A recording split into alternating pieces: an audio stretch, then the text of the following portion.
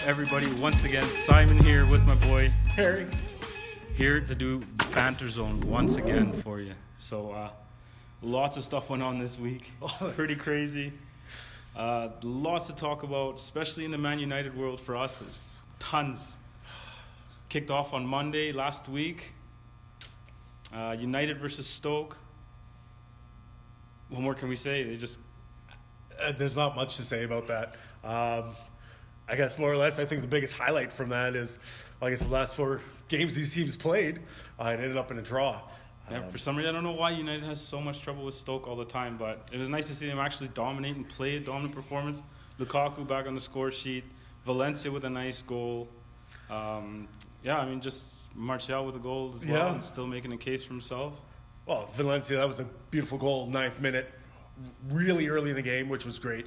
Solidified a win. Well, helped solidify a win in the end, so it was good. Yeah, convincing nonetheless, but hopefully they keep rolling.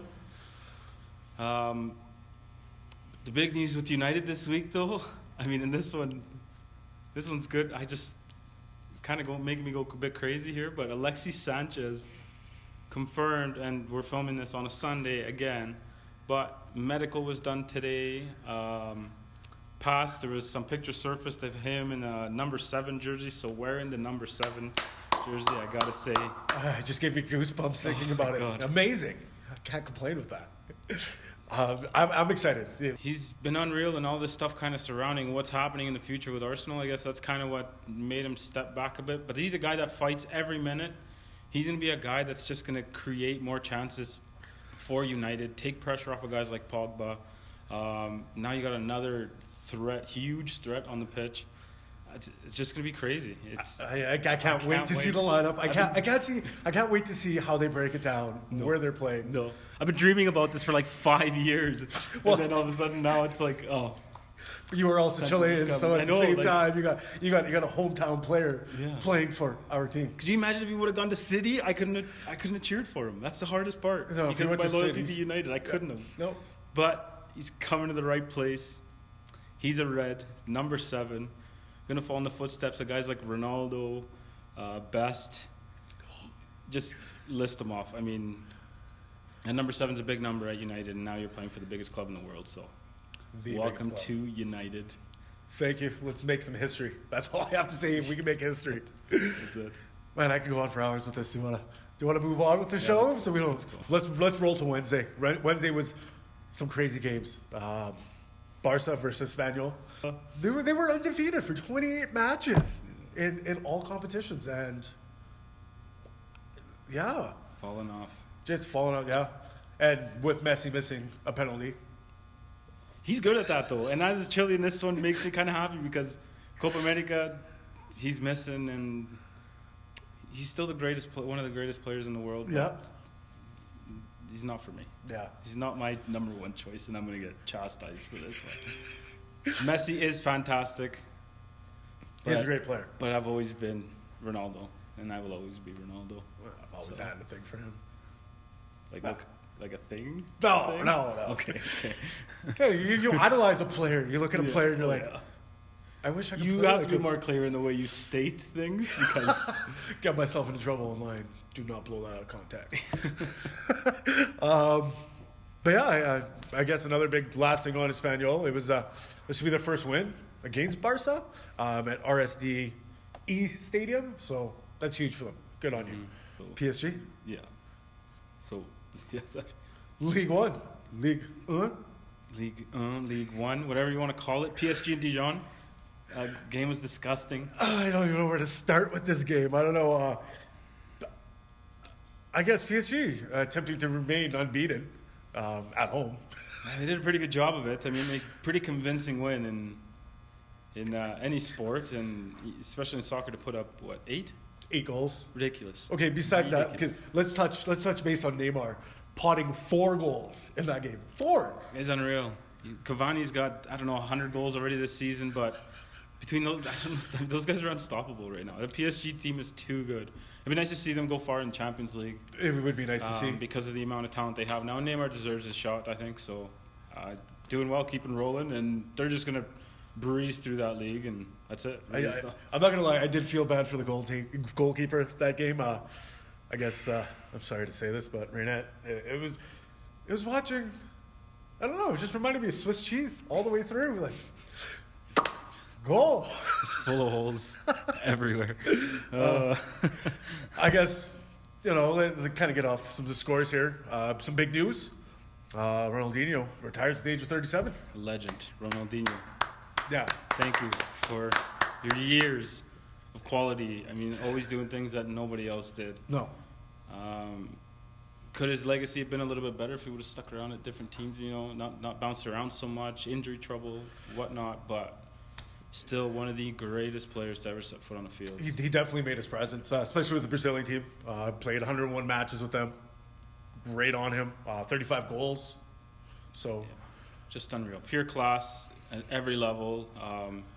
Retired late for considering he hasn't really played that important of matches in probably 5 years now. I don't know, probably. Like that.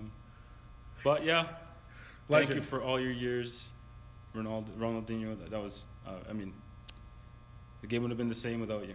No, he definitely changed some of the structure, bringing in, I guess, just new soccer styles throughout the years. Yeah, having a bit of fun with it, playing with it. You see that a little bit more. He was one of the guys to do that. When he did it, people didn't know what to do because it was just ridiculous. It was scary. It was just like, hands on the face. Like, how did he do that? But thank you for the good times that I guess we watch these games, watch him play, and yeah, definitely not complaining with that. I don't know. Thursday, Copa Rey. Real Madrid pulled off another win.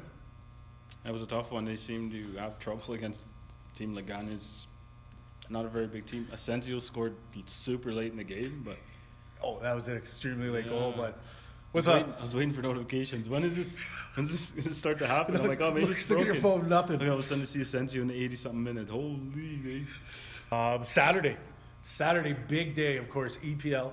All EPL fans out there, we know what's about to happen. Oh. Crazy day. I mean, so much went on that day. Brighton-Chelsea. Yeah, good game. Yeah. I don't know. Hazard just finds the back of the net twice against Brighton. 101 goals, I believe, now this year. Or not this year, but 101 goals on his career. Hazard with Chelsea right now, so yeah, that's large. It's a milestone, that's for sure. I'm happy to see it. Mm-hmm. So I don't know, how many more years do you think he's got left in the? I don't know. Hazard's good as long as he can stay consistent. He's had a couple years there where he kind of fell off, but seemed to wake up again now under Conte and lighten it up again this year. Yeah. He's had a really good year, so good on him. I always liked Hazard the way he plays. I mean, he's a good player for Belgium too, so it's just always kind of a pleasure to watch when he's on. He's a great player. We want to talk about notifications about that game. You get a notification in the third minute, and then the 6th minute, one. You're like, back to back? Yeah. I'll take it. Yeah. It's nuts. We're going to touch base on this again. Here we go. Man United versus Burnley. Not as convincing as the last week's game was. Burnley, so direct, they cause issues. I mean, they try to capitalize on that counterattack and just try to mess with your day, really. They don't do much. They do one thing, but they do it hard, and they do it well. And it works for them. They're sitting, 11th on the table or something like that? I believe they are, yeah. Burnley are just rolling, and good for them. Yeah, they held on to that defeat, so I'll take it. Put that put that into the books. I'll take our 3 points. I guess we got Arsenal versus Crystal Palace. Yeah. I mean, Alexis Sanchez, they didn't need him this game, but it was Palace, to be fair. Yeah. But early goals, like, what happened? I can't believe how many early goals I've seen throughout the week. You talked about Monday, starting on the 15th to today, which is the 21st. Mm-hmm. But it's definitely key for a lot of these teams. Oh, yeah. Montreal, early goal, 6th minute it was. And then this next one was, I think it was a Iwobi at 10, Koscielny 13, and then Lacazette. Yeah. But they were all within like 25 minutes of And that was it, though. Then nothing really happened after that game. It was a good possessional game in the end. They definitely held on to that ball. Yeah, they wanted to solidify that win, so it was good to see that. Yeah. It was nice to see that they still have a shot, and maybe, if they can get this Aubameyang to come over there, and Aubameyang played with Mkhitaryan's finally supposedly going over there to Arsenal, and they're going to be a speedy team with Lacazette. They're just going to be fast, and if they're direct, they're going to be a good team to watch, and it'll be nice to see Arsenal not be so bad. I just always feel like we bash Arsenal. I know, but it's because it's kind of easy to right now. Oh, it definitely is. I wish them all the best, and they do well as long as they don't do better than United. But yeah, you guys don't have Alexis anymore, so I don't care. Thank you very much. The big game, the port game, man, was here City Newcastle. Hoping maybe Newcastle would be able to do anything. I was hoping we'd see City fall 2 games in a row, but maybe I was asking for a lot. A little ambitious, yeah. It would have been nice to, but mighty maintain, and they're still there, and yeah. Yeah, Aguero. Hat trick. One was a penalty, but it's still at the same time. He still puts them away. The other 2 goals are nice. Getting over top of people and how short he is. Yeah. Just banging goals still. Hey, if I could pop 3 goals in a game when I was playing. Oh, yeah, exactly. But that doesn't happen too often because we were not good enough. We had fun, though. That's all that matters. 3-1 final in that game.